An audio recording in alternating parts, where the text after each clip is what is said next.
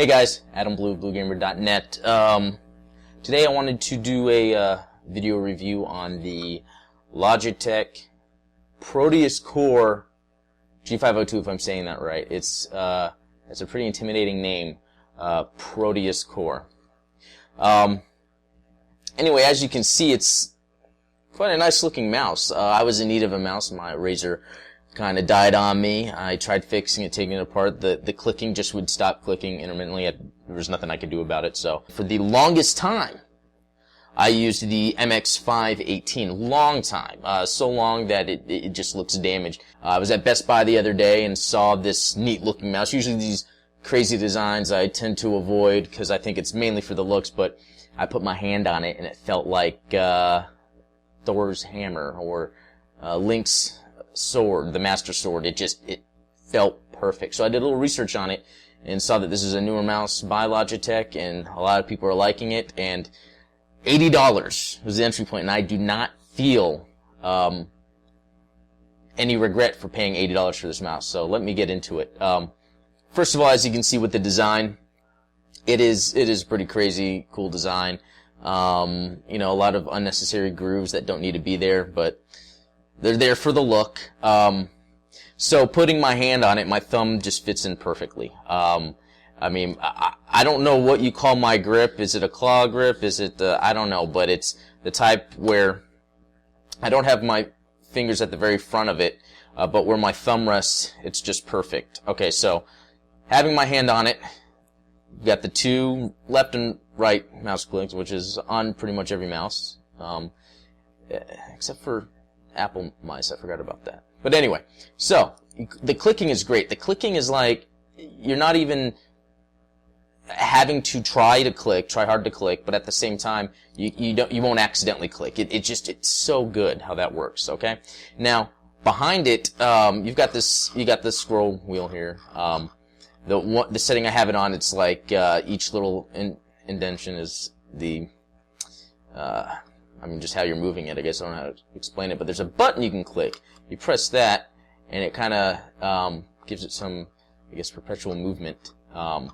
Anyway, there's a button behind that does different profiles.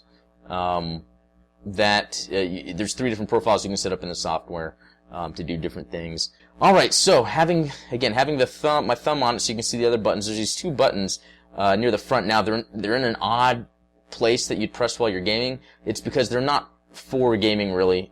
These buttons here are for the sensitivity, which is really nice. And then the little triangle part here has the lights, notification lights, that are blue for that, for the different sensitivity settings.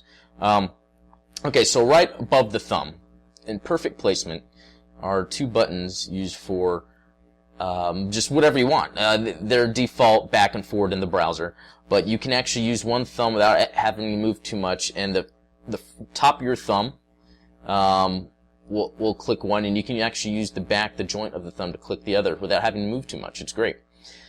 In front of that, which is hard to reach, but for a reason, that's kind of like a shift. So if you wanted to shift click to do another action, I wouldn't say that's used in any Twitch gameplay, first person shooters or anything. Maybe in RTS, depending on the RTS, but you do have to, especially with my grip, make a conscious effort to move your thumb forward enough to do that. So that could be hard for some people, but again, it's for, I could see maybe Photoshop use. And I'll get to that in a second. So those are the buttons, okay? So a little bit more on the design. The thumb area has kind of like little grooves, a rubberized grip, and it's actually really nice. And again, on the right-hand side, has some rubberized grip. Again, it's nice. You really feel like you have a good hold on it, okay? And then there's the G logo, the Logitech G, that lights up. And in the software, you can choose a standby time. So after a certain amount of time, the lights will turn off. You can even have it where it glows, it pulsates. You can set how fast, how slow, turn it off completely, keep it on completely. It's great that you have those options. I like the blue look. I have blue with pretty much everything. Okay, so then this blue part at the thumb grip, you can actually, you can open it up and you can see the weight systems they use, the little devices here.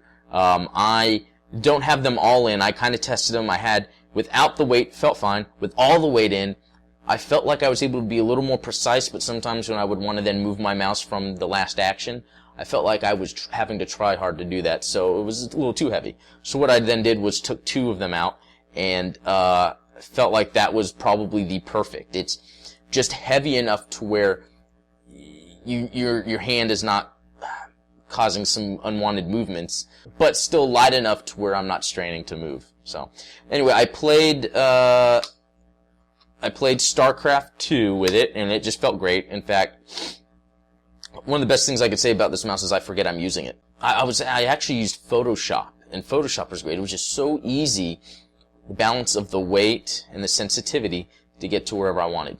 It was great.